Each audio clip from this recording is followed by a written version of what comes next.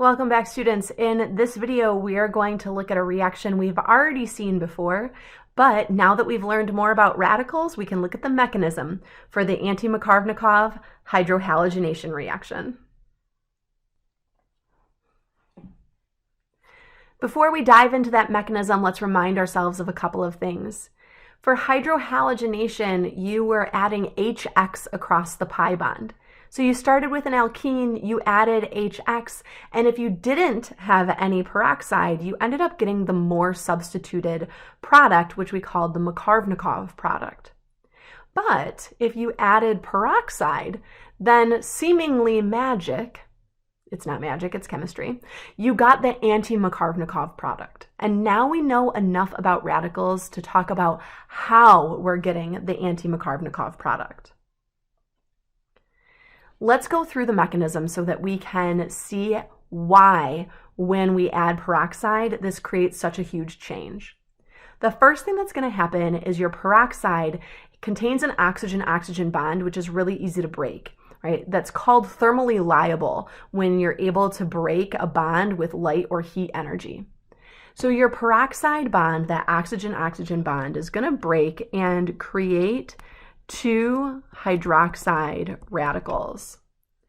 Once you have that initiation step, remember initiation is when you don't have radicals to begin with and then you have radical at the end, that radical can then interact with that HBr. And when it interacts with that HBr, it's going to pull off a proton from the HBr.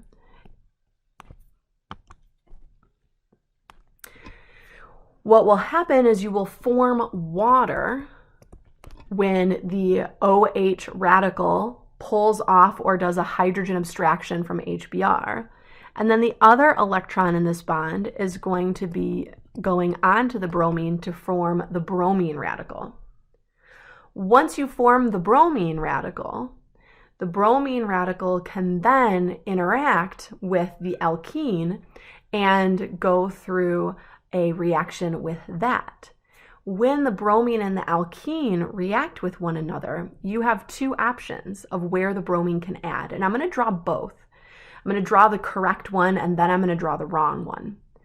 The bromine is going to react with the pi bond. And when this happens, the pi bond is going to break. And one of the electrons in the pi bond is going to go and form that bond with bromine. The other electron in the pi bond is going to go onto the carbon chain.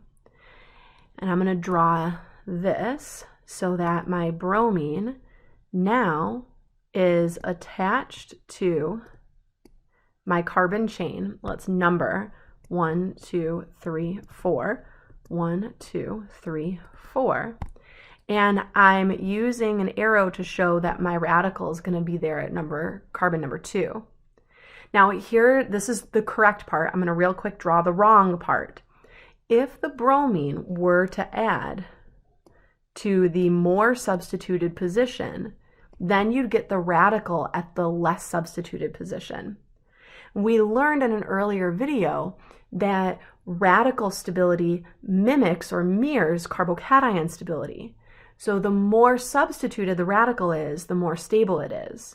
Therefore, a secondary radical is more stable than a primary radical, and that's why we get the bromine adding to the less substituted position, because when bromine adds to the less substituted side, our radical ends up being more stable.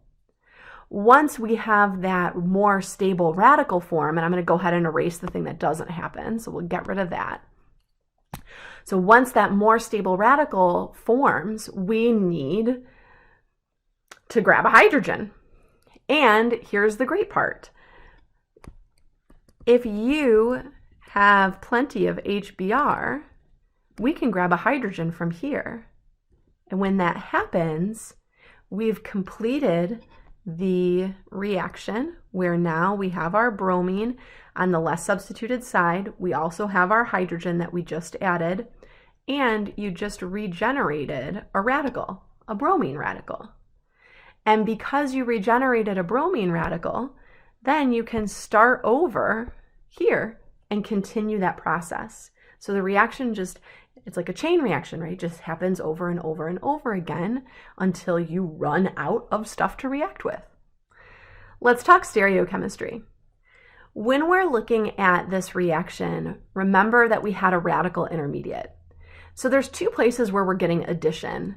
If we kind of mentally go back to what we saw on the prior page, we had a bromine adding here, and then we also had a radical here. If the place where the radical is ends up creating a chiral center, then you're going to get both enantiomers for that chiral center. In addition to that, where the bromine adds, it's adding to something that is trigonal planar. So it's adding to an alkene, and it can add to either face of the alkene. So if the location where the bromine adds, which in this case will be here, creates a chiral center, then you also can get a pair of enantiomers in that instance. So let's draw the final product here. If we get the bromine at this position, because we added peroxide, then we're going to get both enantiomers as our final product, because the bromine radical can add from the top face of your alkene or the bottom face of the alkene. So if you're getting a chiral center here, you're expecting both enantiomers.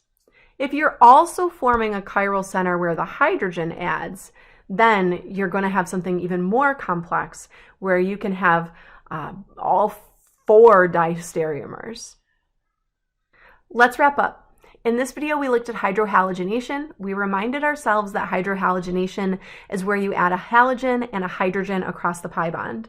If there's no peroxide, the halogen goes to the more substituted side, but if there is peroxide, then this proceeds via a radical mechanism where the halogen ends up adding to the less substituted side. Because of the trigonal planar nature of the alkene and your radical intermediate, you should be watching out for enantiomers if you form a chiral center in your product. Thanks so much for watching. This is Katoni signing out.